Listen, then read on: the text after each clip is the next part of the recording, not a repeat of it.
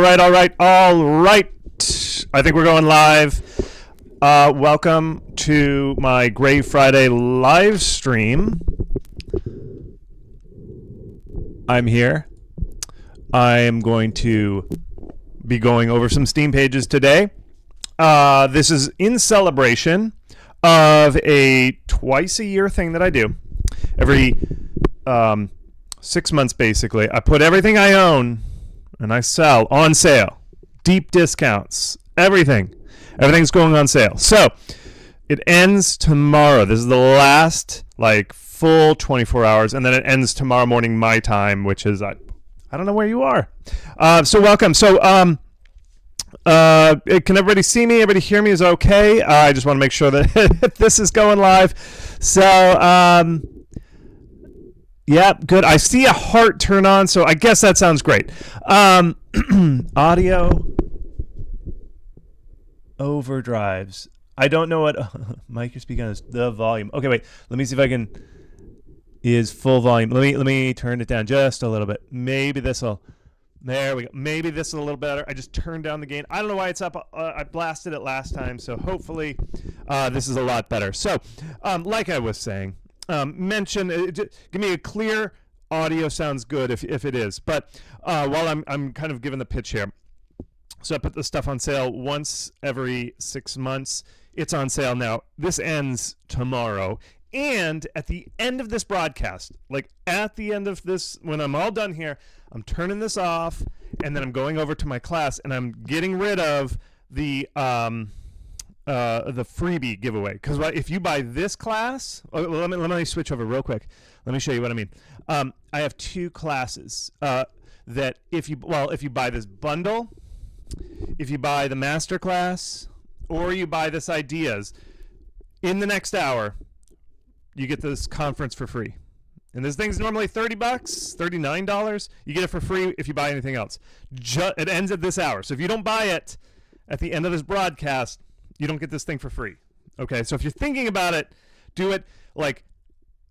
I give 30-day, no questions asked refund. So all you have to do is if you're you wake up and you're why did I buy that class? You shouldn't. It's a good class. But if you're you know what?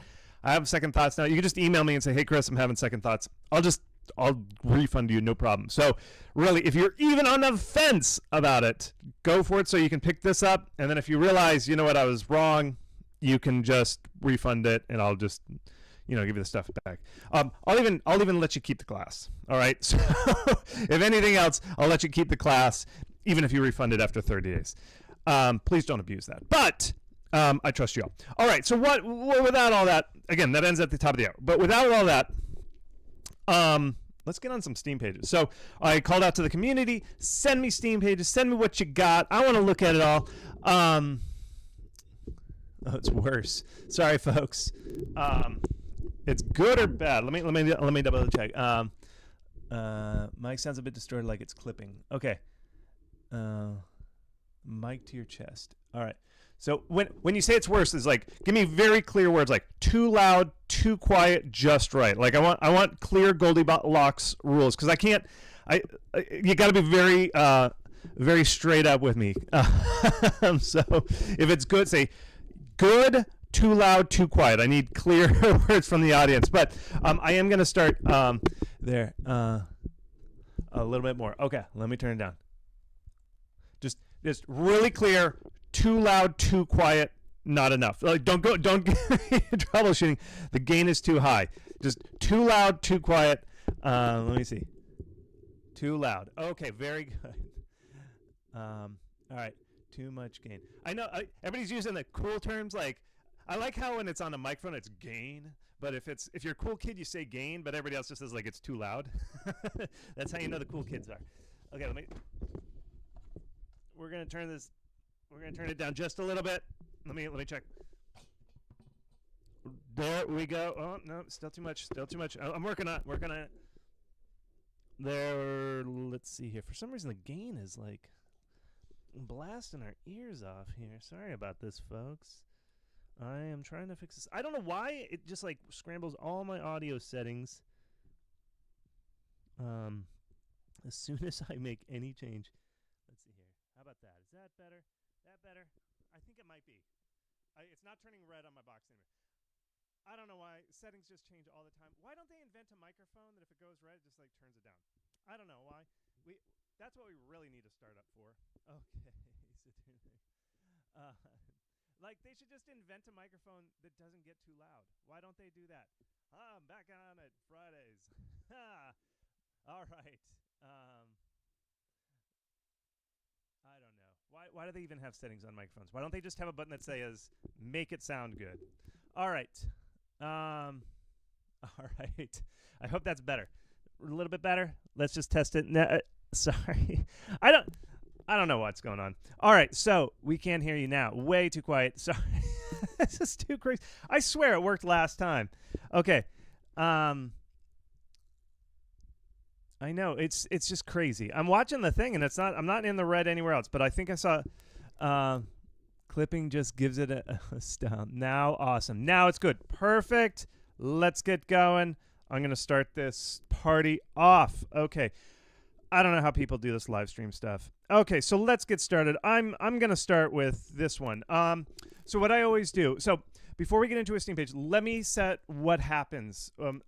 I'll critique the Steam page. I'll go straight down it. But let me tell you what Steam pages are all about. Okay. A lot of people go like, I fixed my Steam page and I'm still not getting any wish lists. That's not how it works. You don't just change it and then all of a sudden wish lists just fall from the sky. You have to do promotion to your Steam page. And what they always say, kind of like when you're updating your Steam, not your Steam page, but like if you had a website and you're trying to sell to your website, a good website or a good sales page, we'll just call it a sales page to generalize it. A sales page does not get you sales. A good sales page prevents the loss of a sale. Think about it that way. So it's just basically like, think of it as a cup. I like to think of it as like a big bucket or something. And if your page is bad, it's a bucket with holes in it. Okay. And when somebody goes through your bucket into the ground, that means you lost a sale or you lost a wish list. And somebody looked at it and they're like, nah, I don't want this.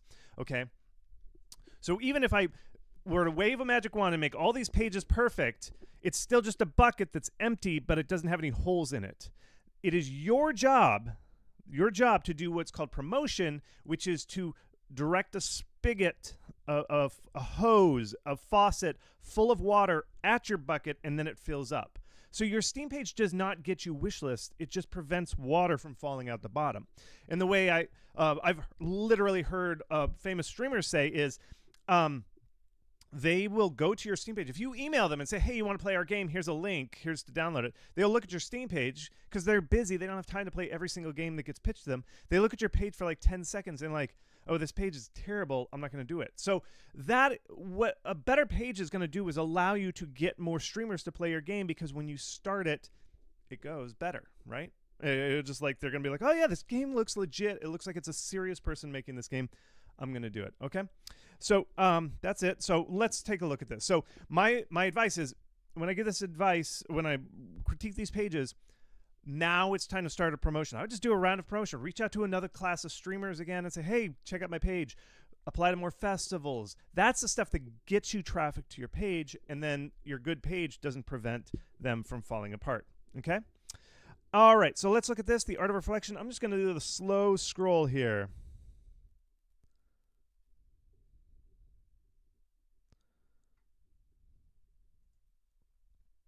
Okay. So I'm going to read the short description too.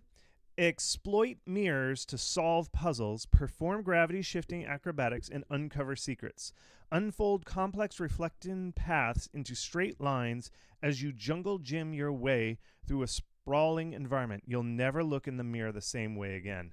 That's very good. That's very good description. It's very ominous, if I could say. All right. So here's the thing about puzzle games. We always talk about puzzle games are hard because the audience on Steam, for some reason, doesn't like puzzle games as much. They're just not. It's a harder sell. And every puzzle game has its unique mechanic. Every single puzzle game does. Where it's like Portal, you shoot a portal here, you shoot a portal there, you go through there, you come out there. That's Portal. Baba is you is whatever you make in that sentence changes the world to solve the puzzles. Okay.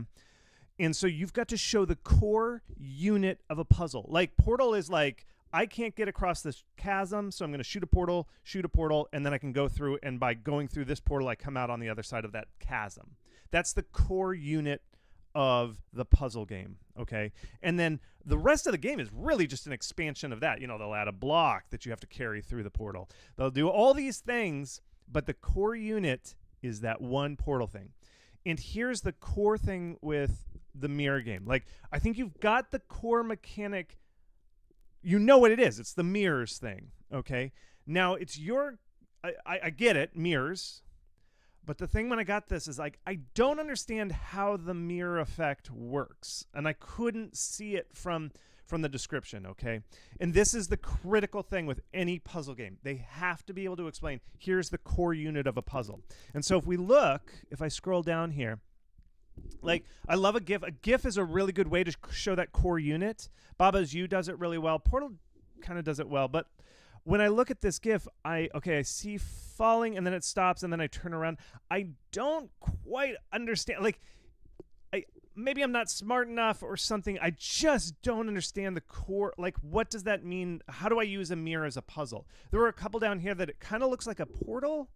And this is, like, really cool looking, but I can't figure it out. And so, like, what I would recommend is, and I don't know the game because I haven't played it, but go to that what's that latest puzzle game? I know you know it, the creator of this page, the one where you take a picture and then the picture becomes a thing and then you can walk into the picture. That's very clear. Like, take a picture, hold the picture, walk into the picture. That is the core unit. I don't know what the core unit of the mirror puzzle is. Like, maybe I have a ball and I hold it up to a mirror, now I have two balls. If that is, great. Show it and simplify it. And I feel like the GIFs that I'm seeing and stuff are trying to show how complex it is, like how deep this mirror goes and how, like, crazy it is. But I'm just like, whoa. I am not smart enough for that game, which is the feeling that I get from here. Like, you are a smart guy, but you're kind of blowing my mind here. So that's my fear with this, is there's just no clear, this is how you solve a puzzle. So what I would do is pick the very first, very simplest one. And for you, the puzzle maker, you're like, that is too baby. That is too simple. It's too baby. But you need to show that core unit of a puzzle. And then you can go, like, the very bottom GIF is like, okay, you understand the core unit. Now expand it and everything. And maybe show, like, two baby simple ones, but variations. Like, yes, like I described, like, you could hold up this ball and now you have two balls in the mirror. Okay, if that's the case, then show, like, well, what if you have two guns and I hold up two guns and now I have two guns? Whatever the next little baby step is, but keep it baby step, okay? Keep it baby step. Let's see if I can find that game. It's a very top-selling game, and I'm surprised it's not in there. But anyway, so that's always my advice with puzzle games, is keep it simple, because the reason Steam doesn't like puzzle games is because people are like, that's too hard. And streamers don't like puzzle games because if it's too hard, they're just going to be lost on stream, and there's nothing worse. You know what? I was solving a puzzle just now. I probably lost a lot of viewers when I was trying to solve the puzzle of my microphone. If the streamer is not in control and the streamer doesn't know what's going on and they're just like, I'm sorry, I don't know what is going on. I'm stuck in here. I'm stuck in this puzzle. I'm stuck with a bad microphone. It's the worst entertaining TV ever. And so that's why streamers don't really like puzzle games, because they're like, oh, I am stuck. I do not understand where I am standing. I don't understand what this is. Oh, my God. And then they're just going to end the stream and go to another game. That's why streamers don't like puzzle games, because you kind of break people's brains. And streamers like to be in control. All right, enough of that one. I think you got the point. I mean, overall, good tags. You got the right games. I think the short description is actually very, like, ominous and everything. Like, you kind of went a little too hard. Like, I got a little scared reading this thing, just how ominous it was. But again, I would just focus on, what is that core unit? I understand there's mirrors, but how is a mirror different than a portal? What does that mean? You've got to be able to play the game in your brain when I'm not doing it. Okay, I'm actually going to skip that one. I am going to do Broadsword, but there was one that I wanted to do in a different order. Okay. This is one. Okay, so this is Farah, and I wanted to show this one because it's just beautiful. Sometimes I just like to show what the thing is. And the one thing is, I think this capsule is like the most beautiful capsule that I saw in the whole list of games. And I like it because it's simple.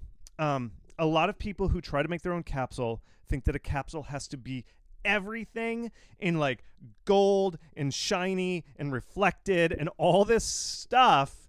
And it's actually better to back off and go simple.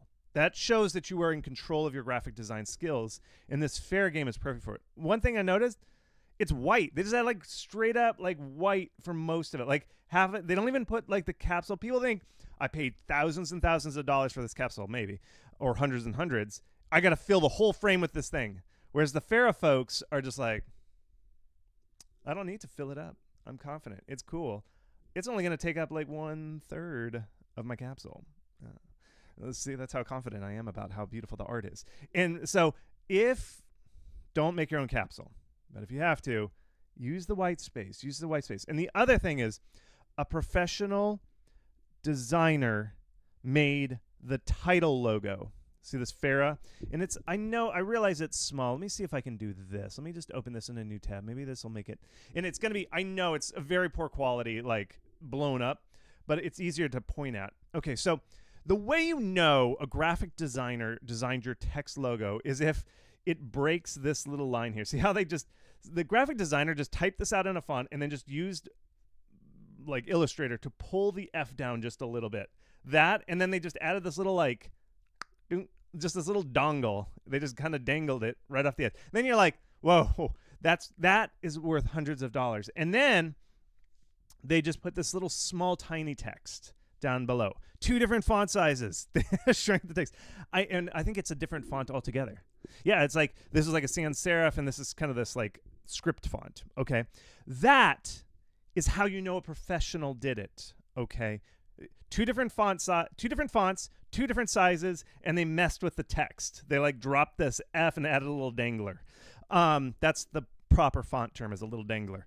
But anyway, so that's how you know that this is professional. And I see this all the time. People will pay hundreds of dollars for a professional capsule, and it looks good. And then they go over to MS Paint or like maybe Photoshop, and they just hammer out the words and it's all the same font, all the same text size. They don't add any little danglers or anything.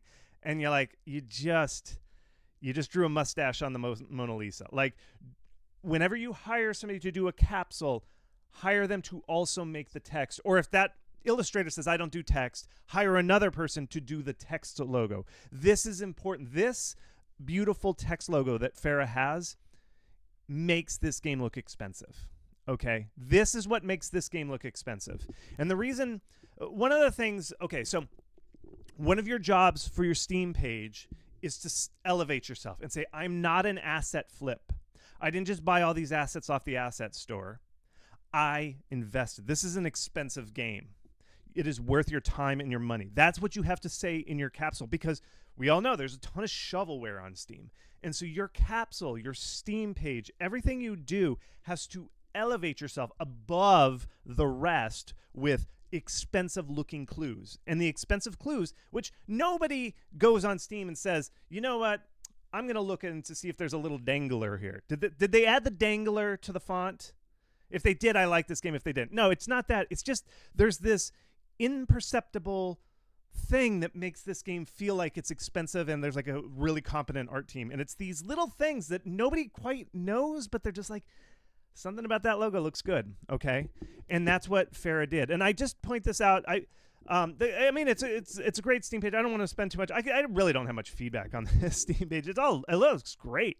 Like everything just, I mean, it's got good vibes. Like it looks it's evocative. It knows who its influences are, like Breath of the Wild and stuff. I mean, it just is beautiful. I know it doesn't have UI, but some games can get away with it when it's like this super beautiful game. I would like to see a little UI. Maybe this game's like, well, we don't do UI. We are above UI. We're not some UI peons here. Everything's, if you want to know what kind of sword you have, you look at your back. You know, it's like, this might be one of those type of games, but I would at least have 1 or 2 screenshots with some UI, and the reason is I'm pretty sure this is a kind of Zelda-like game, but one of the things I like about a UI is if you have like the little 3 circles, just like in Zelda, where it's like, here's this weapon, this one. Oh, there's the grapple hook. One of the icons is a grapple hook. That tells a lot about your game. That makes people excited. They're like, I get the grapple hook. Like, is there a bow and arrow? If I look at the icons, I can see there's a bow and arrow icon. That means I get to fire an arrow. Those things actually make people more excited. And so I think when you have a beautiful game, sometimes the art team, there's probably an art director who's like, don't cover my artwork with crappy UI. But people are excited about UI. They're like, oh, yes, I get the chain, the grapple hook, and I get the bow and arrow. That's awesome. And I want to see, is my health meter hearts or is it a bar, whatever it is. If your game has UI, I'd slap 1 bit. I mean, this game's just beautiful. I don't know. I love UI, but I would put it in big, especially since you have a great graphic design. You probably have very pretty UI. I'd slap it in there. I know you're afraid to, and your art director's probably like, don't you dare.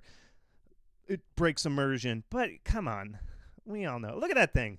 You got this flinging thing. See, all this stuff is cool. Like, you did a great job. This is a great page to study. I just put this so we can study it. And this game just gives expensive vibes. When I say a game's expensive, I'm talking about a game like this. So great work. Okay, let's look at this next one here. So, like I said, this one's Broadsword. One of the things you're trying to do is say, I'm expensive. I have an art team. I have all this stuff. Now, I understand. You might be just a solo indie. You might not have an art budget. You might not have an art director. You might not have all that stuff.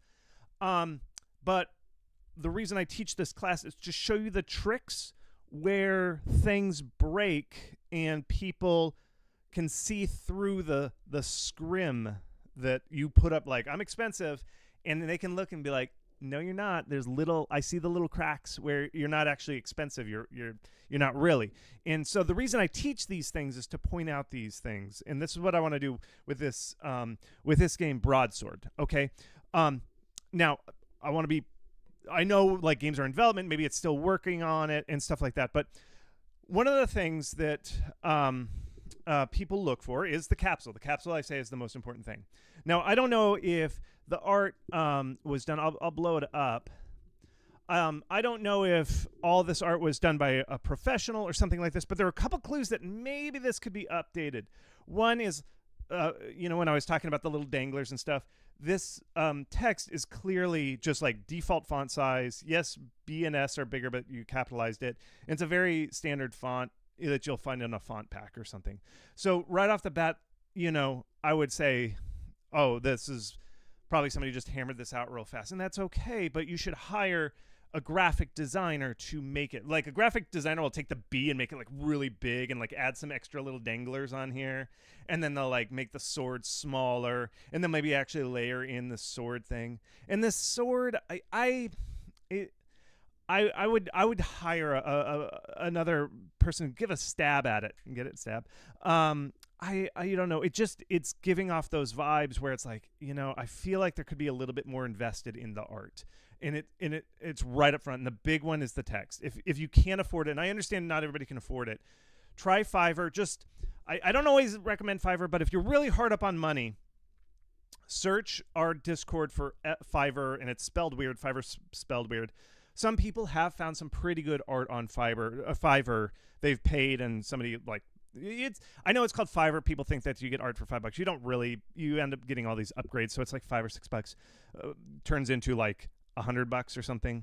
But I would check this out. See if you can get at least the text. I think this guy's actually okay considering the art of your game. I think if you just change the sword and the text, it would just make your game look like $100,000 more expensive. Like, if you just upgraded this, I'd immediately think, oh, this game's $100,000 more. So don't ever have text that's just like straight out of Adobe Illustrator or something, where it's all the same font size, like maybe 2 different fonts, 2 different sizes. And it gets complicated when you start changing fonts and stuff. That's why you got to hire a professional. It's like a samurai sword. You could accidentally cut off your own hand. So I would really pay for that art. It's worth it. It really is. It is worth it. Now, another thing that I said is, okay, I understand that people don't have big art budgets, but there are certain signs that a game has been bought with art asset packs, okay? And a couple of them are, and this is okay. Like, I have made and sold a game where I bought some assets off the asset store. There's no shame in that. But again, like I said, you have to do some extra work to make sure that people don't get fooled, because people on Steam are very picky. They will look at it and be like, it's an asset store purchase. And so what you have to do is be very careful that there are no seams showing. And I'll show you a couple seams that how I figured this was an asset was, if you look, this is, I look for a couple signs. Okay. I mean, this actually the art looks good. Like, if I just saw one screenshot and I saw this, I was like, oh yeah, it looks pretty good. But there's a couple signs, and I'll show you what it is. It's like, okay, so we got this, these buildings, kind of medieval, gray, the blue roof, this walls. Then if I go to this one, there's that same building. I saw the same building again. I can see it, and the trees are very, very, very, very similar. See that? And then if I go over here, there's that gray building again. I can see it. I saw that building. And I know it's like, well, it's an arena fighter, right? And it's an arena fighter, and it's like in there. So I'm going to be around, but every screenshot needs to look completely different. You can never have the same element. I know it's an asset store, but you can do things like vary it up, like maybe make it twice as tall. Take your asset, throw it into Blender, and double it up or something. You can use these as kit bashing, as they say, and change them. But this thing should never appear in the same shot twice. Or what you can do is do lighting effects. So this one level's at nighttime, one's at evening, one's at dusk, one's at moonrise. All these different times, rainy, sunny, change this up so it's more obvious that, oh, there's different levels, different environments. This, if I see 3 screenshots and it's that same tower, I'm like, asset store. So you got to really be careful with that. Again, it's okay to use asset store art. You just have to be very, very, very careful that people don't realize that this is just asset art. Now, this is the second sign is I can tell this is a different asset pack, okay? Like, just the style, just the there's all these little subtle things, like the detail is more on these things. There's a little bit more detail. The last one was much more flat poly. This one is much more detailed. And so when I see this red desert, yes, it's a second environment, but I can tell, I'm like, this looks like a totally different art direction. It's very subtle, but it does. And if I go over here, there it is. There's that red sand art type of, like more desert environment type of thing. So I saw it again. And so now I'm seeing that same one represented multiple times, and it's a slightly different art style. That makes me think that you bought 2 different art packs, and they're not quite there. If you do have to buy art from the asset store, again, it's okay. You have to be very, very careful to make the art styles match. If you can, I know you can sometimes contract an art director or a 3D artist to say, like, I like this environment. Can you just kit bash it? Do their magic so that it looks more similar to your other game. They change the palettes. They change some of those texturing so they match up. Because you can tell, like, look how detailed the bricks are in this tower right here compared to how detailed the bricks are in this one. See, that's how you know it's 2 different art styles, is like just simple things like how big the bricks are. A game with a consistent art style will have the same kind of brick style and sizing. Even though it's different environments, they still kind of look the same a little bit. It's very subtle. If you're not an art director, it's very subtle. But people can see it. They just don't know how to verbalize it. But the fans can see it. And so that's what I'm saying. Do asset star art wisely.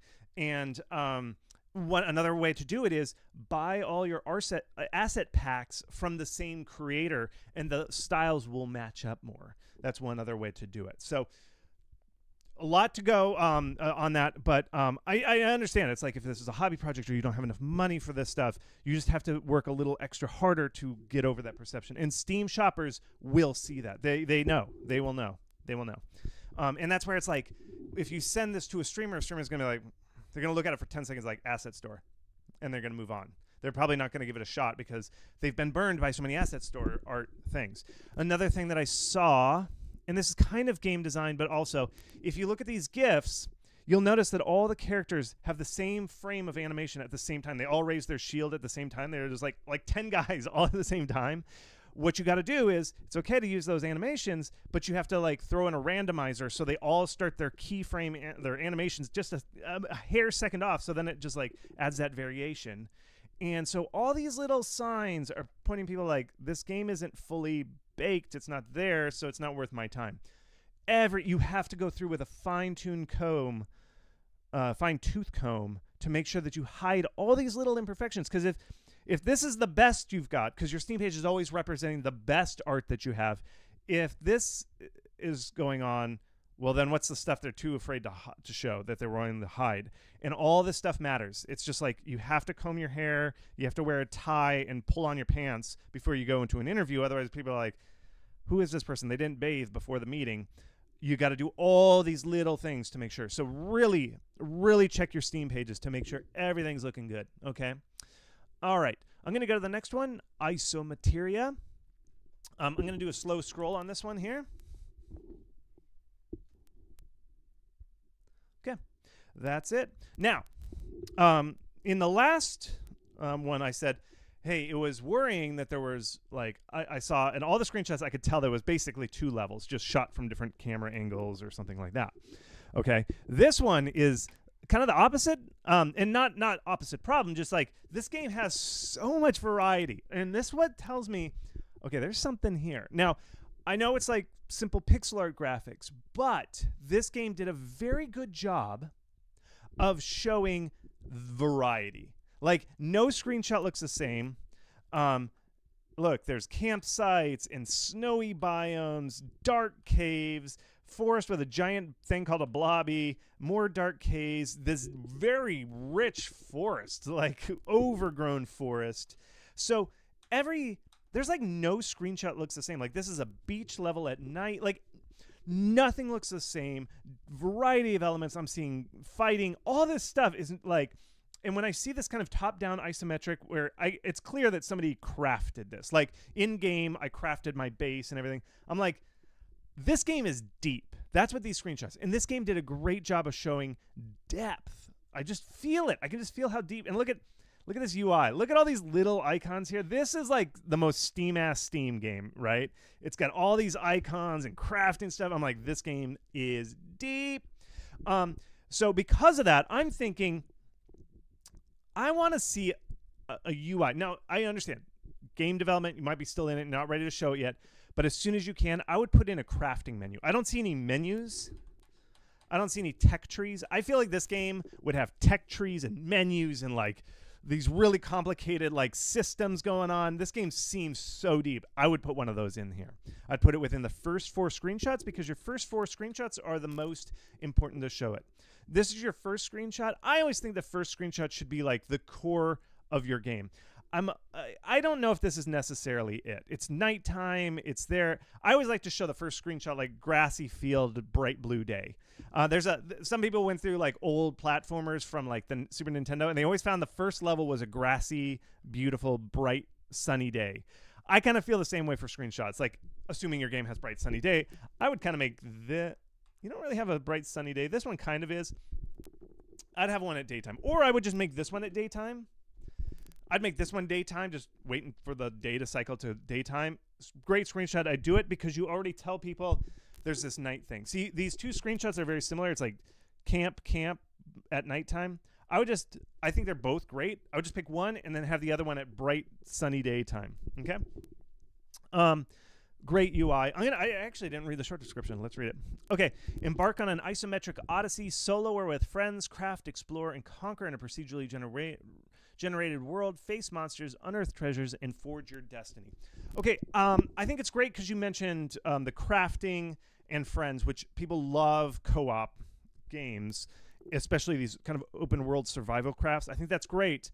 My only concern is that if I just remove the name of the game, this last description, could I describe another game?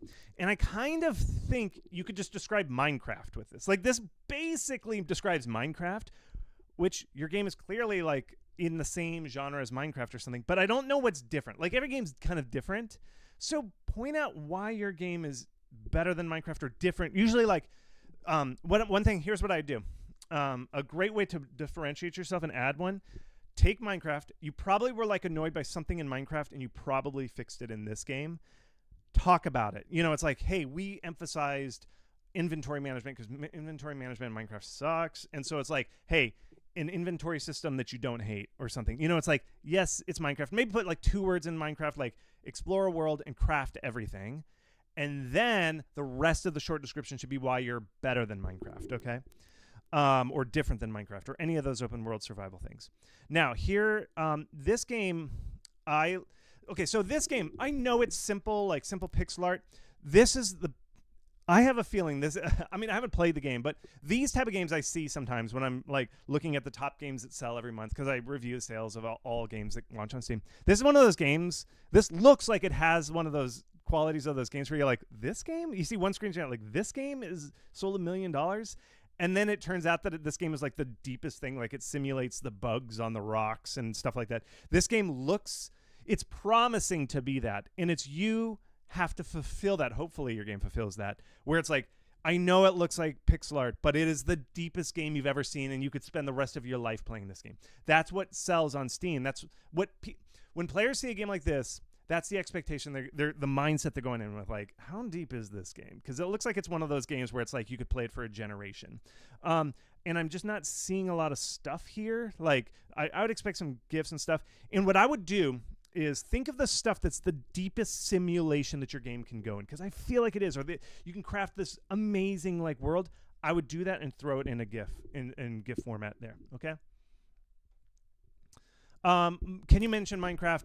I wouldn't, but you can do it. Like, everybody knows it's Minecraft. You're like, you can craft stuff and you can simulate things and build up furnaces. You could just mention some of those little secret, what we call shibboleths, or those secret words that tell people like, oh yeah, this is based on Minecraft. And we know, all you have to say is craft, and you can show some of these screenshots. I'm like, oh, it's like Minecraft. But show why your game is better than Minecraft and that sort of thing. I would spot for, I do think, even though it's pixel art, and I just said, hey, these are the type of games with simple graphics but deep gameplay, I would spend money on a good capsule. I would. I think it's worth it. Look at other crafting games, how they do it. Let's scroll down. I can't think of any like right off the top of my head, but I know Terraria did it. I know Terraria has a pixel art thing, but they're like 2012, I think, in the game came out. They've been around for a long time. You can't get away with that anymore. I would opt for it doesn't have to be super complex. Just look at other games that are simple pixel art but have a good capsule, illustrated capsule. I would go with an illustrated capsule. And don't forget to hire somebody for the text, okay? I really think it would really help your game. You need, with the simple graphics, you need to prove your worth in 2 ways. You need to show depth, show the deepest simulation. Like, maybe you have to craft like 12 ingredients to get to this one deep level. Show that stuff, because you have to prove to people, I'm not just some silly pixel art. This is my first game. I am like the deepest game you've never seen. And the other way you do it is like, this is an artistic choice. It's not that I can't afford an artist. I do this professionally. And the art's good. I think the art's good. It just, people see pixel art and they're like, is this somebody's first game? That's what they think. So if you just update the capsule to something that looks expensive, people are like, oh, they're a designer, and this was a thematic choice. They did this on purpose. This isn't just because they had no other option. That's what you're trying to prove with your Steam page. Okay. A couple other things. I would look at, let's look at Terraria real quick. They're kind of an older game, but I think I can get there to Terraria from a different thing. What I'm really trying to do with Terraria is trying to find out what their more like this is. Because there are a couple games that are, we'd have to do some, maybe this one is. There's a couple games, yeah, maybe this one. Okay, there's a couple games that are simple pixel art, but super deep colony sim. And, if your game is open world survival craft, this is one of the most expensive tags. Like, in other words, the median revenue from open world survival craft is super high. And I don't know if your game has all the little genre tropes that make it this. I hope that it is, because if you are making open world survival craft, the world is your oyster, because that audience is so hungry. They're trying everything. The median income for an open world survival craft is super high. This should be your first tag if you actually are an open world survival craft. And if your game is similar to this game, is it for sale? This game's for sale, right? Yeah, it's for sale. buy this game, play this game, see how similar your game is to this one, I would just copy their tags. Just straight up copy it because you want your game. You want Steam. The reason you copy tags is because you want Steam to say, oh, we know somebody who played this game for 1,000 hours. We want to sell them another game. And they reach into their grab bag. This is the Steam algorithm. It reaches into its grab bag and it tries to find a game that is very, very similar to this game. And you want that algorithm to grab your game because the tags tell the algorithm who to sort in that sorting bag so they can pull it out and say, here's a game just like that one. You've probably played this for 1,000 hours. You're probably ready for the next one. Here it is. This is the main thing you all on the stream need to get in your head is you do not actually want to be that different. I know it sounds weird to say it to indies. You want to be just a little bit different so that some Steam algorithm can recommend because that's how Steam algorithm does it. Look, right here. They tell you this game's similar to this game. This is how Steam makes its money. This is how games sell, is they're saying these games are very similar. And people don't go, ew, they probably copied each other. We hate when games are similar. No, they're like, oh, good, now I have 2 games. Great. People who shop on Steam want more games that are more like the games that they already love. And indies, God, I love you indies, but a lot of indies are like, I'm throwing away everything. I'm starting a new genre. There's nothing like my game ever been conceived. That's a bad thing. You're like, I'm just like this game, but I fixed the inventory. They're like, yes, you fixed the inventory. I'm buying your game today. That's what you want. I know it sounds so wrong, but and it's because of the algorithm.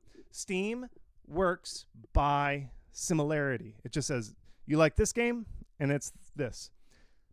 That's why you want to make your game as similar to other games as possible. I know it sounds so wrong to say, but that's the way it works. Okay. All right, let's go on. We did that one. We did that one. This one we didn't even do. But yeah, overall, I think that this could be one of those games where in like whenever you're going to be done, I'm going through the sales charts. And I'm like, why is this? Oh yeah, wow, this game is deep. You know, like it looks humble when you look at the first screenshot, but then like everybody like falls in love with it and it's so deep. It's such a deep simulation, but that's up to you. You have to make the simulation deep. You have to make this a deep, crunchy game. The deeper you go with this type of game, the better. Simulate those ants. I better hope that I could like, oh, that's Terraria. Let's keep going back. I better hope that you simulate like the ants and they make a burrow and then the ground is softer. So if I plant something in a burrow that's been made by ants, it calls the bunnies and then the bunnies come and the bunnies form their own sub-colony. And then I can dress up like a bunny and join the bunny sub-colony. And then I'm like living among the bunnies and then I become the bunny king and I go fight the like carrot lord. And like, that's what Steam wants. Steam wants that kind of stuff. So I hope your game has that deep simulation. And if people, the thing that'll happen with a game like this is people will try it and they'll realize, oh, it's not that deep. And then they'll leave a bad review. What they're hoping when they play your game is like, I hope this game allows me to become the rabbit lord or something like that. You know what I mean? Like these games have to be deep. If your game is like, I'm going casual, I don't want to make my game as deep as Minecraft, I don't think so. That won't work. The audience will reject that. This game has to be deep. And it looks like it looks deep. Like all these screenshots are screaming depth to me. All right, good luck. And screenshots will help that too. Screenshots will help illustrate the depth. Okay, let's look at Spies and Soldiers. Let's look at time. 9:45. Just a quick tap. And the reason I'm doing this, let me just double check, is, okay, just a reminder if you showed up late. I'm doing this live stream because it is my twice a year. I only do this in the summer. And right now, I put everything on sale. The deepest discounts. Never cheaper than right now. And it ends tomorrow. At about this time tomorrow, I'm just killing all the sales. It's back up to full price. But if you buy it before the end of the hour, buy this class. So let me go back to this other thing here. If I go back to this, where is it? Oh yeah, here we go. This is all my courses, howtomarketagame.com/courses. You get the lowest price here. All these courses, if you buy them by the end of the hour, I will give you this thing for free. This thing is free. It's $30, $39 normally. I'll give it for you free if you buy it this hour, okay? At the end of this hour, I'm turning all this stuff off, okay? And so you gotta get it at this time. Otherwise, I'm not going to do it. And so, but here's the thing is, I am totally I totally understand. You like try it. You're like, I don't like this. You can refund it. All you got to do is hit the refund or just email me and say, Chris, I want a refund. I promise. You can ask anybody else who maybe did a refund. I just immediately do it. No questions asked. I just like, boom, it's refunded. But I'll let you keep the course. I'll let you keep this inside conference. I'll let you keep it. So if you're like, I don't know, I got to think about it tonight. Just go for it. And if you wake up the next morning and you're like, I shouldn't have done that, just email me and say, Chris, I shouldn't have done that. And I'll just refund it to you. Okay. And you still get to keep this thing. So try that. That's this. And it's my course. So this one, I'm going to do one more. I'm going to do a couple more lectures. But I just want to show you because I'm super excited. I worked really hard on this. So this is the thing that I worked really hard is this wishlist invisibility class. This teaches you everything about Steam that I know. Everything that I could possibly. It's a very long class. There was somebody in my Discord who was like, "Holy crap, this is a deep course." They weren't expecting it to be that deep. They liked it. You can just search my Discord for it. And it teaches everything I know about Steam, how to get a wish list, like how to get any wish list anytime it does this. Now, it depends on your game. I'll promise. I don't guarantee like, yes, this is going to get you a millionaire. No, I just tell you how the Steam algorithm works. The depth, I go step by step, how the algorithm works, where wish lists actually come from, why some games get wish lists, some games don't. I just lay it all out there. There's no tricks or anything. It's not like some weird trick. It's just like straight up how the data works, how the system works. And so that's what if you need, like the hardest thing that I find is when indies go through it and they're like, I launched my game and it got no reception. And I'm like, and then I look and I'm like, you missed all these key things that weren't that hard to do. You just had to do them. And a lot of people think marketing is like being the most social person in the world. It really isn't. It's more of a strategy. It's more like, if I orient my game this way and I sell it this way, and then I apply to this thing, then I'll get in. It's not, most of the stuff that works is just emailing like a streamer or submitting to a festival and just doing those in the right timing and the right sequencing. That's what really gets wishlists. It's not being cute and being funny with memes online and being very social, like being an extremely online person. That actually doesn't work very well. And what I wanted to teach people is it's not about being like the most charismatic, socially cool person out there to sell games. It's really just like some very basic things that you just need to know strategically. A lot of people who've done this, they were like, I was a coder and I didn't like marketing, and I was afraid to be social online because I'm an introvert and I don't like marketing. And then once they take the class, they're like, I finally get it. It's not about being social. It's about being strategic. And the way I teach it is actually a very strategic, mathematical way. And it's more about counting and like knowing percentages and how to orient your game in certain places. And then you get it there. And it really is more strategic than it is like being a social butterfly. Being a social butterfly doesn't always sell a game on Steam. It's not necessary. You can do it. And I'll show you here. Sale pitch over. Again, end of the hour. I'm turning all this stuff. The sale goes another 24 hours, but that free class thing, the free inside conference, ends at the end of this meeting. So if you want that free thing, no matter what, you got to buy it by the end of the hour. Let's get back to Steam pages. Let's do it. Okay. Spices and soldiers. Okay, so let me scroll down. Let me do this slow scroll here so you can all see what the Steam page looks like. Let me get out of the way here. Okay, slow scroll. Boop, boop, boop, boop. There's a read more. I always forget to push the read more. And there we go. Okay. So this is the kind of game Steam likes. Crafty, buildy, simulation-y strategy, depth games. And one thing that I really like, I mean, great, beautiful graphics on this game. Like, it's that really, it's all UI. It's a very UI-driven game. And this is why I think if you're not very good at graphics, you're like, I'm going to have to buy asset store art. I'm not an artist. I can't afford an artist. I would say a UI-heavy game is the way to go because you can do very well on Steam if you have a more strategy, simulation-y style game, which is what this is. I'm not saying this game's art's beautiful. This is clearly done by an artist, but I'm saying for other developers, this is a great option. And these type of games sell very well. These kind of like deep menu-driven, look at that, that's so beautiful. Games sell very well. And maps and that kind of thing. I mean, there's not a single 3D character running around throwing swords, but it's just so beautiful. So 2D games, if they're very menu driven, very deep looking, like this game, can do very well. Now, that said, I always say first screenshot is the most important, and I just think this first screenshot is kind of boring. Like, your UI is beautiful for this game. This game's beautiful UI. And it just looks like the default, like the cards are still waiting to flip over. Not to say, like, I understand this might be part of a key part of the game. It's just, there are times you always want to show your prettiest parts. Like, you know, some people in Hollywood only stand in certain angles because they know, like, oh, this side of my face isn't very pretty, but this side is my pretty side. And so they always kind of like angle themselves to the camera like this.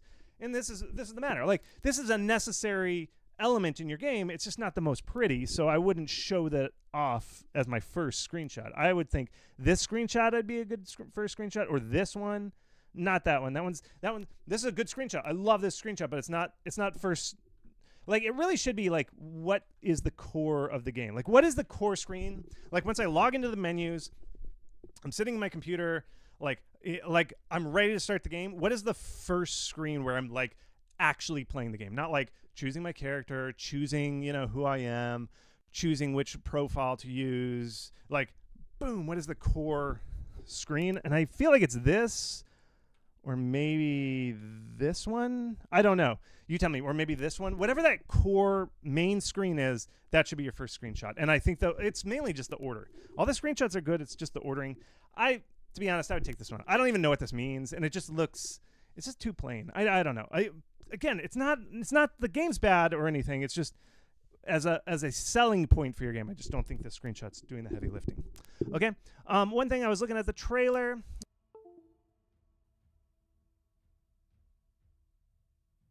Microseconds less, like 2 seconds to show off gameplay, and there it is, right? Basically, there is when it starts, really, the kind of gameplay, because it's hard because it's menu driven, but your trailer has to be twice as jumpy if it's a menu driven game. And this one, even this, it seemed like the control was like, you're still kind of like, I could see the mouse going. That's not exciting for a trailer. A trailer has to be like cards zipping in, boom, and maybe some like little explosions and like stuff going everywhere, you know. Whatever the cool animations is, you start with that cha-cha-cha-cha-cha, really fast animated. I'm not a trailer editor, but, you know, the trailers always start fast, and then they go slow and explanatory, then chop, slow and explanatory. That's how trailers are, and you have to be twice as exciting trailer-wise because your game's graphics aren't exciting in the same way a 3D game. I'm not saying they're bad. They're great graphics, just it doesn't have trailer quality, you know, like, oh man, 3D coming at me type of thing. Again, your graphics are beautiful. It's just not, it just doesn't, most trailers don't look like that. So I think this is all good, but yeah, it's just got to be snappier. And I know maybe you just put the page up and stuff, but you really should hire a trailer editor to do one of these. The Spies and Soldiers, again, your graphics are beautiful, but again, it's that kind of same font size thing that I was talking about. I get a graphic designer maybe to bump this up, make it a little bit more exciting. Maybe you have some cool looking characters and stuff like flags and soldiers or something, right? Or something. Like this castle looks cool. This like creepy girl. I think she's creepy. Maybe. I don't know. Yeah, you got like a guy that looks like he's got a skull face down here. I don't know fully. Those people are cool. I'd put those on your capsule. I feel like their game is like so cool, but you have to, for me to get to the cool part, I have to like really look close. And so that's where I'm like, I feel like you got it in here. You just got to kind of lift up the cooler stuff and hide the like less cool stuff. And a creepy skull looking guy, I don't know if he actually is a skull or he's just like very pale. But he's cool looking, or that creepy castle, all cool art. This just, when I squint my eyes, I just see a tan background with a blue spot, when I really expect to see a cool skull guy with a cool castle in the background. So all that stuff, and some like, I don't know, I would expect like the S's to be bigger in the text. Again, anytime all the text is the same size, I'm like, oh, should have hired a graphic designer. Now a graphic designer could have been like, I'm beyond that. That's fine, but I don't know. I always like a well-designed text logo. Let's see here. Maybe, again, I know these games are hard, but I would show some GIFs of, like cards sliding in and like a card exploding or whatever the animation. I'm just making that up. Your game might not be that way, but these card-based kind of tactical strategy games, they always have some cool animation like dice rolling on the board or something. Just show that motion, or that creepy skull guy going like, yeah. I don't know if he does that in the game, but that'd be pretty cool. There. See, that's some cool animation. But notice how I had to wait for that to happen. A GIF can only sell one thing. People aren't going to hold on this GIF for, look, wait. I would just really edit it down to really tight things. You know what I mean? Again, I think it's there. It just needs to be pulled up to the front. Okay. It's cool. I mean, it really is a beautiful game. I really like it. I think it looks neat. It just needs to be brought to the forward. Let's read. I don't think I ever read the short description. Let's get into it. All right. A game of strategy and subterfuge that plays out across watercolor maps of procedurally generated kingdom. Go head-to-head in turn-based conflicts as your empire expands across each new world. But while your soldier swords may conquer the land, your hidden spies could win you the game. That's cool. I like it. I think that's great. Great description. We're almost at the top of the hour. So this is your final warning. I'm going to do, I think I have 2 more Steam pages that I thought were really interesting to bring out. Again, don't forget, after this, I'm killing the thing where if you buy the course, I'm going to give you it for free. You got to get that in now. So this is probably like your last chance to go in and push the buy button on the Steam page or on the course page to go buy that course so that you can get the free Inside Conference, that $39 conference that I did. Because, okay, so just a background on the free conference you're going to get before I get back to the Steam page. I got sick with COVID just before I was supposed to give big GDC talks. Well, it was like I was 2 days away from GDC. I was 2 days away from getting on the plane to go to GDC, and I got COVID. So I had to cancel all of GDC, my GDC last year. So I was like, man, I'm so bummed. So what I did was I was like, I'm making a conference in this office that you're with me now. I ran a whole conference from this thing. I interviewed developers who have had big success, marketers, all kinds of stuff. Like I teach you VR. They teach you VR. I just ask them questions about it. VR, TikTok, how to message your game. Lawyer. I got a lawyer, and I'm talking to a lawyer and said, like, oh, how do you market your... Or how, I didn't ask a lawyer how to market your game. I asked him what to watch out for in a contract when you're signing with a publisher, that kind of stuff. So how to do biz dev, like all that kind of stuff. Really good conference. You get that for free. You just got to buy if you buy the conference or if you buy any course right now at the end of the hour, I'll give you that for free. You could even just refund the course. Of course, I would cry a little bit, but I won't tell you that I'm crying. I'll just refund it automatically when you say, can I have a refund? But I'll let you keep the Inside Conference. Okay. I promise I will, but I will cry. So please don't abuse that. But anyway, let's get started. I got 2 more Steam pages. So again, this is your warning. I know you have to go through. Oh, one more warning. If you are doing it and you need to enter your VAT, be very careful going through. There's this little box that says, I'm even going to show it because I want to make sure that anybody who's buying this right now, who's buying it and you need VAT, I'm going to throw it up on here. There's this one dialogue. It always screws everybody up. Okay, there's this dialogue right here. It says tax ID number. I even emailed, this is Teachable. I don't make this form. Teachable does. I even emailed them and said, can you just rename this to VAT? Because my European people always don't know this is where you put the VAT. Can you please just change the text to say VAT? But I think Teachable is all a bunch of Americans, so we don't know what that means, that VAT ID. So we call it tax ID number, optional. It's the VAT thing. So when you're going through, watch out for this dialogue. Enter that VAT. Once you buy the course, if you didn't put your VAT in here, all that tax stuff, the only thing I have to do, the only way we can do it, we can't add it later.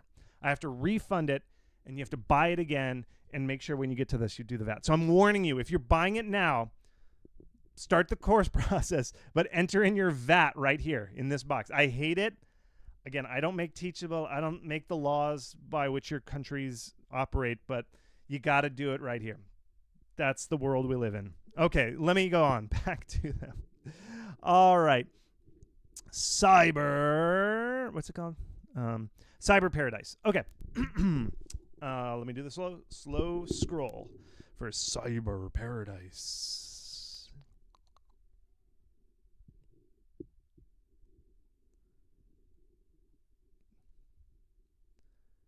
Ta-da. Okay.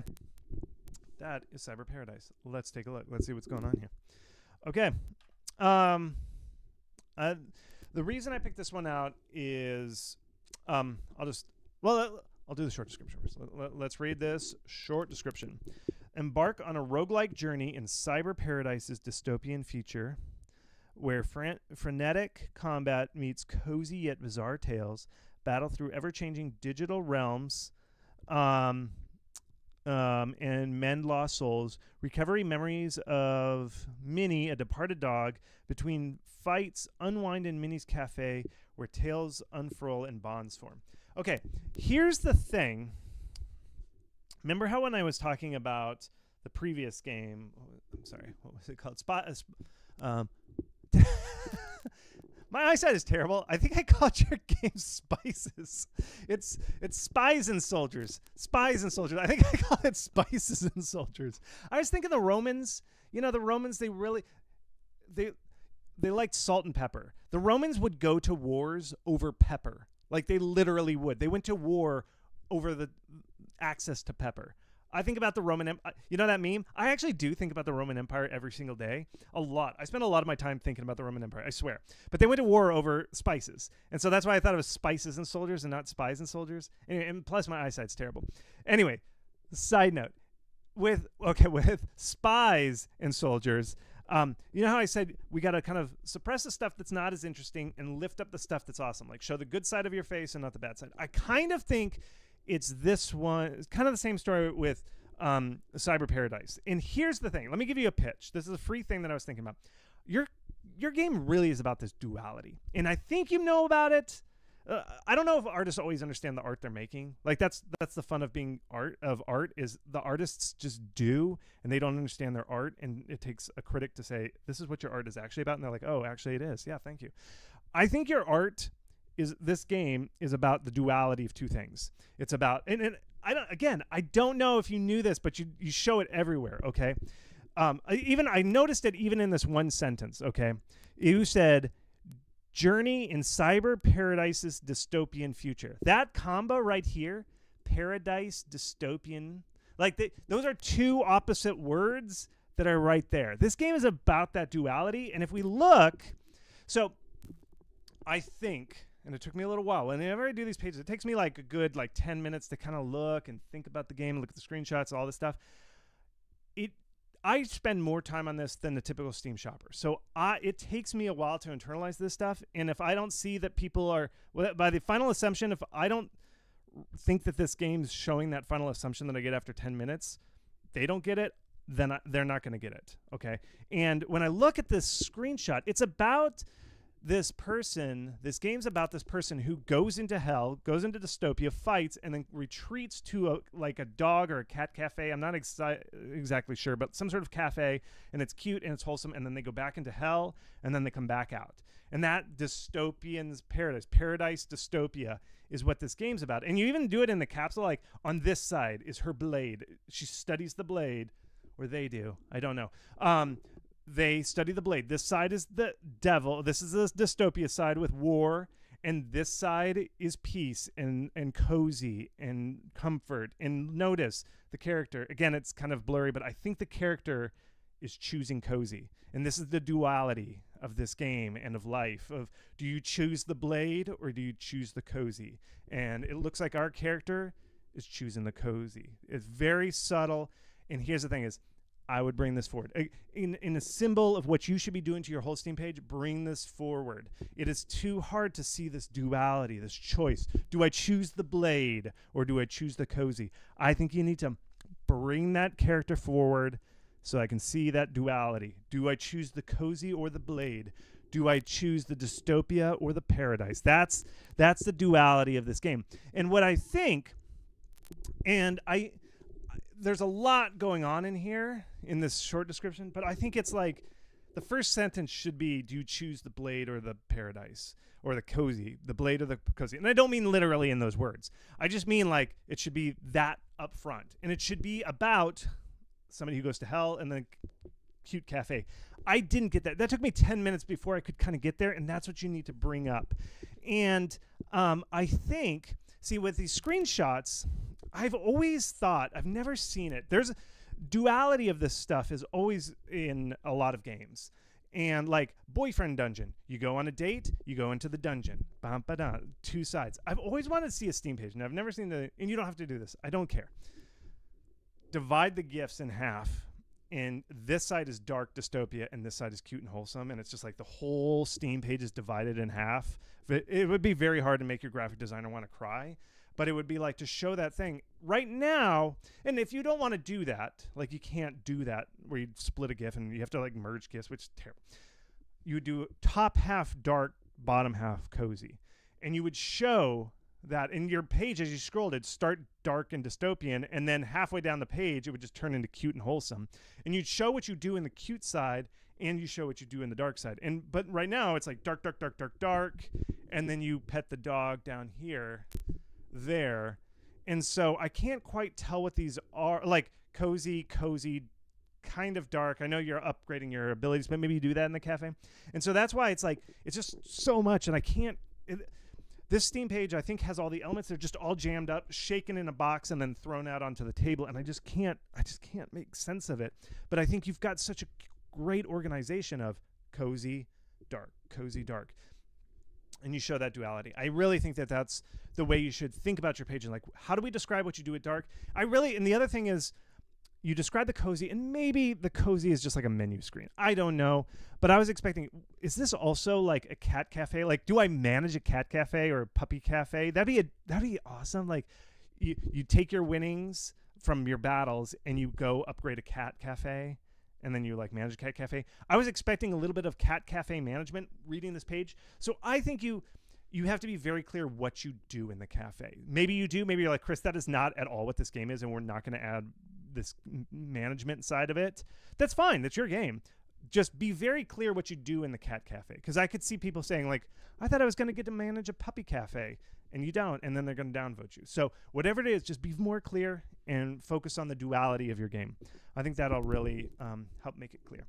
The other thing that I would do is Cyberpunk and RPG and action roguelike. I would double check your tags. Again, I don't know your game. I don't know what it is. But Cyberpunk being your first thing, yes, I know your game is Cyberpunk, but the tags don't tell people. Like, as soon as I see this and I see this, I know this is Cyberpunk. I don't need a tag to tell me this. Tags are more for Steam. They're not for the user, for the most part. It's more important to get the tags right so that Steam knows what you are. But by putting Cyberpunk, it puts you in this weird place. So watch, I'm going to scroll down here. RoboCop is your first one, and that's Cyberpunk kicking in. And I don't think the people who play RoboCop are there. So Steam doesn't quite know what your game is when it sees Cyberpunk, because Cyberpunk isn't a genre. I mean, I know it's a genre, but it's more of a style. Like, you could be a tactical Cyberpunk. You could be a first-person shooter Cyberpunk. It's not a genre it's not a genre of play. It's a genre of visuals and thematic elements. And so what I'm saying is I would take away the Cyberpunk tag and really do the old thing where I think people more than not focus on the genre of play. And so yours, I think, is like an action roguelike. So I would target action roguelikes. I know you have the action roguelike tag in there. You have it there. But there's another one there's one that I really liked. It was called Neon Abyss, I think it was. It's a cyberpunk kind of neon game, and your game kind of had vibes of that. I'd maybe just copy their tags and just do it and see if that works. And again, with tags, it's more art than science. And what I always tell people is pick a game, copy their tags that matter. Like if one of the tags is multiplayer, don't copy the multiplayer tag. Don't do that. You're lying. And then people do sometimes check tags. They see a multiplayer tag and they're like, oh, this game has multiplayer. And then they buy it and it doesn't. And then they downvote you. Don't do that. Don't copy tags that you don't have.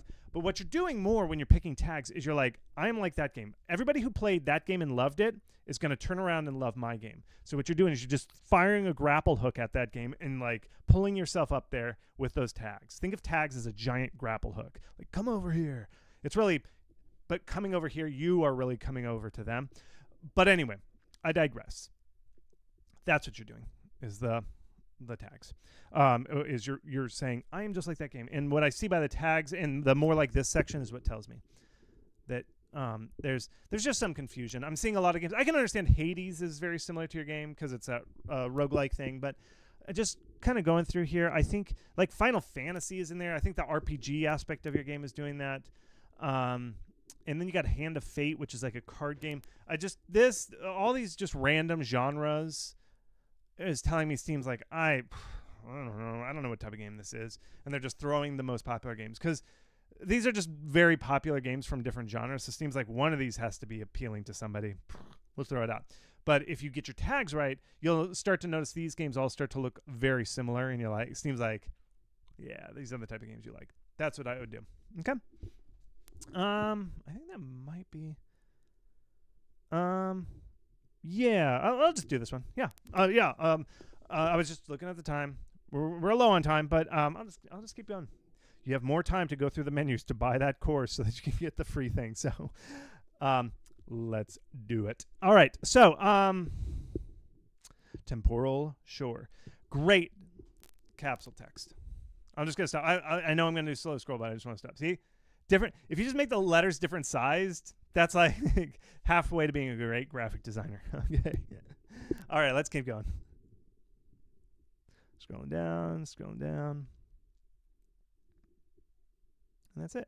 Some big gifts. Whoa. I don't know if that's in the game. That's one thing I wanted to ask is, I don't know if it's in the game that you do that. Watch it. I'm just going to let it go for that that deep thing. Whoa. It blows my mind every time. If it's not in the game, you should definitely add that to the game. That bubble effect. I didn't know if it was just like some choice when you were making your GIF.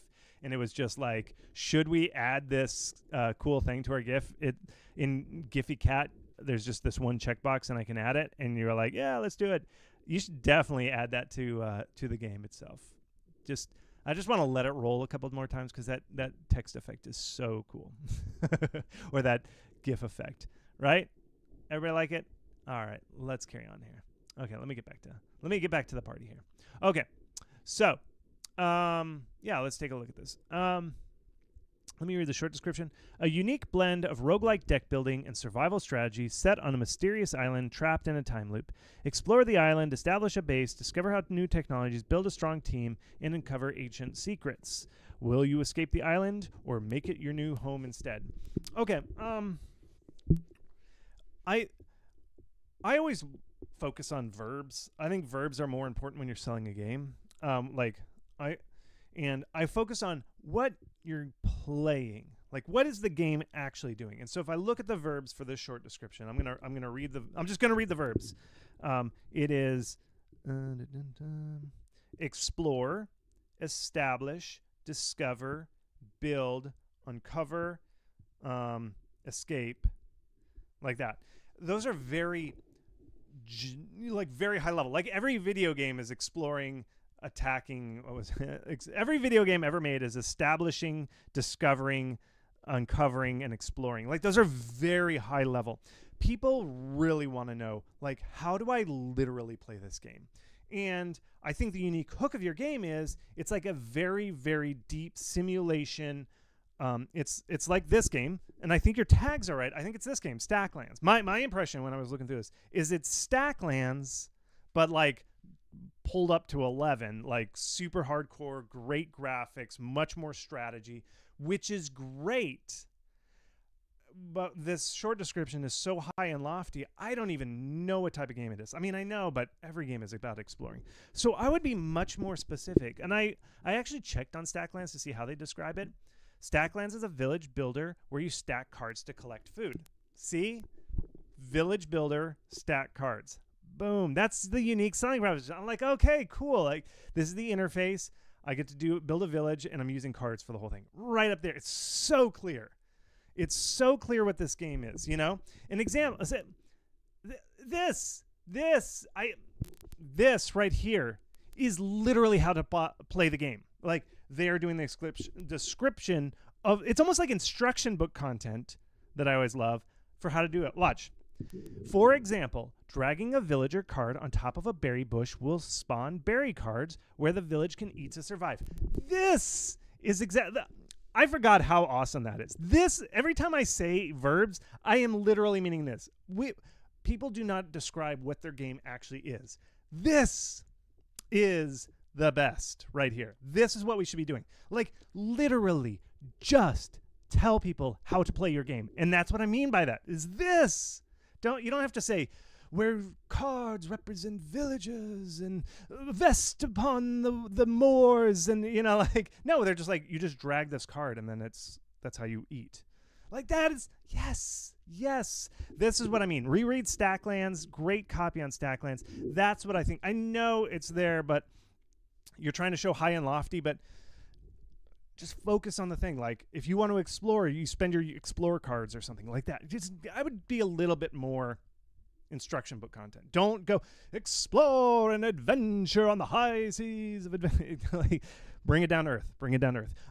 Another one that this just always sets me off is when people use the word unique. Like, I know everybody says their game's unique. You can't compliment yourself. It's like telling a joke. You can't say, this is going to be a funny joke. And then you tell the joke and you're like, that was a funny joke, right? No, you just killed the joke by saying it was funny. You're not. And unique is not what people want. People actually don't want unique. They don't. Like, if you're like, do you want a unique game or a game that's similar? Everybody's like, oh, I want the unique game. But they don't actually. They want the game that's just like it. You know how I said, I think this game's Stacklands, but brought up to 1 million?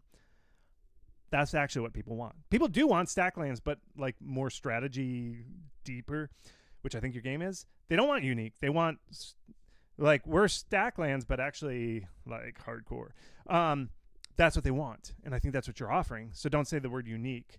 And you don't get to decide if your game's unique. The purchaser, the players, they get to decide if it's unique. It's like when people say a beautiful game. You don't get to say that your game's beautiful. You show that your game is beautiful with beautiful graphics. So watch out with everybody. Search their tags, their game's description, and go search for beautiful, unique, original, fun, interesting. Search for those adjectives that are just like you patting yourself on the back. Look, we're so original. No, don't do that. It just doesn't read right. Okay. This one, I think the gifts are beautiful. Your graphics are beautiful. Like, this game is beautiful. It just seems like there's a lot of, like, gifs have to be punchy, and it just seems like there's a lot, like, this first GIF is a lot of just the camera, like, slowing down, like decelerating. That's not very interesting. And then this text pops out that I can't read, like, because there's so much text on it, which is fine. It's fine to have a lot of text for these deep strategy games. I just don't know what's so interesting about this. Why is it showing me this? I don't understand what it's showing here. It seems like it's showing something that makes sense if you've made the game, like you're making the game and you know this is a very important thing. But from a visual standpoint, it doesn't really show me anything. I would expect a card battle or strategy game to have like cards slamming into each other and one of them explodes. Like, that is very clear what's going on there. It's like this guy's fighting this guy and this guy won because he made the other card explode. All that stuff. Or, you know, how in Stacklands they described it. You slide a villager onto a berry card and then he eats that berry. That's how it works. So I would do that. I would say, like, here, let's do the explore card and we drag it on the cave card and then we explore the cave. Like, and it has to be, the GIF has to show that in a very good way. And the way you test that is you go to somebody who's never seen your game, never played it, and you just show them the GIF. And like, what do you think you do in this? And if they can understand it, like, what do I think this GIF does? I don't know. The camera slows down and then a dialogue pops up. I don't understand. So what you got to do is just bring in some people. Like, if you're in an office, call somebody from the lawyer's office across the hall and say, hey, can you watch this GIF? What do you think this GIF is? And they're like, I don't know. You click on something. That's a good sign that you need to go back and get a better GIF. Super simple test. You don't have to fly over to like PAX or something to do that, to get that user testing. You can just ask the like janitor and like, hey, what do you think about this? Is this working? What do you think you do in this game? Okay. That's what the main thing that I think. Okay. So those are all of my pages that I was going to review. Went over a little bit. We're going to do one final test. I told everybody that submitted, before you submit, check that you've set up your developer page. So we're going to do a rapid fire test to see if people did it. So let's check. I actually didn't test it beforehand, so it'll be a fun thing. So I'll show you if you didn't submit a page or you don't know what I'm talking about. Okay, so this, you can click this button right here, okay? The name of your studio or publisher. And when you click that, it by default takes you to this very default terrible looking page that is awful. But Steam's terrible about this. You have to set up this thing called a developer page, and then you have to do a couple menus to link it to that. And what that does is, one, it allows, if I search for your studio up here, I can search for your studio, and then your studio name will appear in the search box, but only if you set up a developer page. And the other thing it does is I can follow your studio when I click this. So like, whoa, this is an interesting game. It looks like another game I think I've seen. And then they click your studio, and then they can follow you as a developer. And then when you release your next game, everybody who follows you as a developer, even if they don't wishlist this game, they're like, but the developer sounds cool, and they follow you as a developer. Every game you release, when you release it, they get an email as if they had wishlisted. Even if they've never seen your game, they've never like wishlisted anything, if they follow you, they will get one email when you launch. After you do discounts and stuff, they don't get any more emails.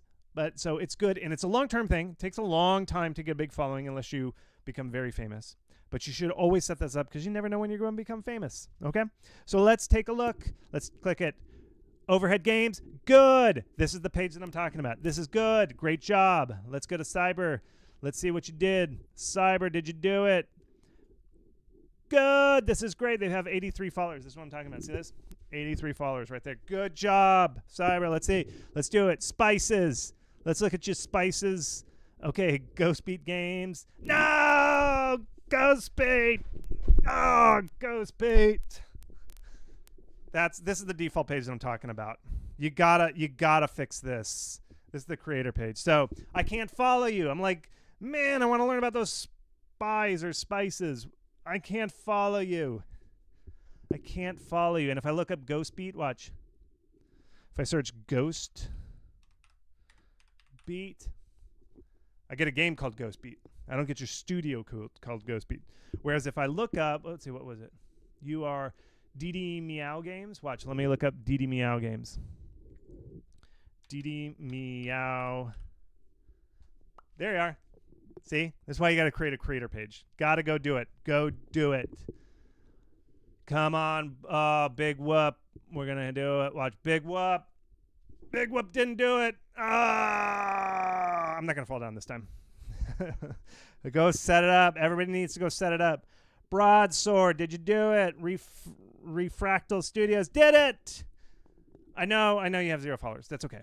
Everybody starts with 0. Everybody starts with 0. I think one side thing, I haven't done it in a while, and this team always changes. I think you can set a featured game. Refractal Studios, good job doing it. Way to go. I would just add a default page so they don't have to click. See, it defaults to games that you've released, and then you have to click over to things. So it looked very empty. If we look over at DD Games, I think they did it. Let me watch.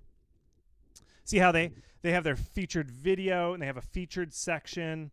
You got to set that up. So don't forget to also set that up when you do your thing. Let's look at Hyperdose Up. Oh, do it. Do it. Everybody do it. What else are you doing with your day? Do it. All right. Okay, let's see. Let's see how you did. Farah, Massive Damage Incorporated. Yes! See, this is their featured game section. See, it's featured. It's right up front. It hasn't been released, but it's nice and big and featured. See, doesn't this look so much better? This nice page with this big hero graphic, the follow button, the studio, and this. This looks so much better than this, right? This looks like you broke something. The other one looks like this is cool. So everybody, set it up. Everybody else on the call, set it up. Set it up after you buy.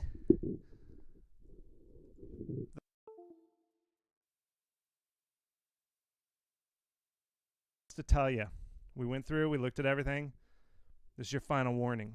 Go buy it, because after I close this, I gotta hit the end the stream, and then I'm going to go turn off the sales button, and I'm not going to give you this course for free anymore. This thing anymore. I mean, the sale is still going.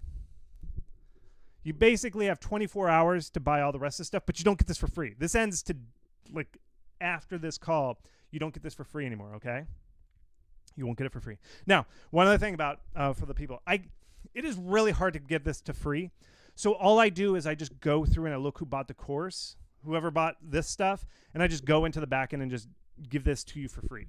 So if you just bought this, if you just bought one of these courses like I told you to, because you're going to get this for free, you're going to go into your account and, like, Chris told me I'd get this for free. It's because I have to go in manually, like go boop, boop, boop, boop, boop, and add it manually to people who do the course. So it's manual, so you're not going to see it for a little bit. I'm going to do it after this call, but it's going to take a little bit. So don't think I'm scamming you with this. It's just the back end is really hard to configure to give this course away for free, so I have to do it manually. That's what it is. So please don't yell at me and say, Chris, you told me I'd get it for free and I didn't. I just go in and I look in the back end who just bought it and I just go boop, boop, boop, boop, boop, boop. That's how I do it. Okay. I actually make that sound. Boop, boop, boop, boop. Okay. That's it. Thank you so much. Have a great, thanks for joining me on a Sunday. Wonderful Sunday. This is the end. This is the end. I'm just staying on here because I want to go away, but I gotta start my Sunday. I gotta go to a kid's birthday party. Not my own, his friend. So nothing but a 7-year-old birthday today. I hope you have something as fun as that. So enjoy, get that class, turn them off, and then for real, everything ends tomorrow. No more discounts tomorrow. No more discounts this time tomorrow, okay? So don't say I didn't warn you. I always get an email at the end, like a day after I close everything, and they're like, oh, I didn't check my email. I didn't see it. Can you give it for free? I've never said yes to those people. I've never. I'm a hard ass when it comes to, oh, well, I sent so many emails this week and I've done so many live streams. If you didn't buy it this week, there's no going back. You can't say, oh, I didn't see it. I didn't see the email. I forgot. I'm sorry. I have hard love. There's just tough love when it comes to not buying during the sale. It's over. Okay. And speaking of over, this call is over. I'll see you all. Love you all. Love you all.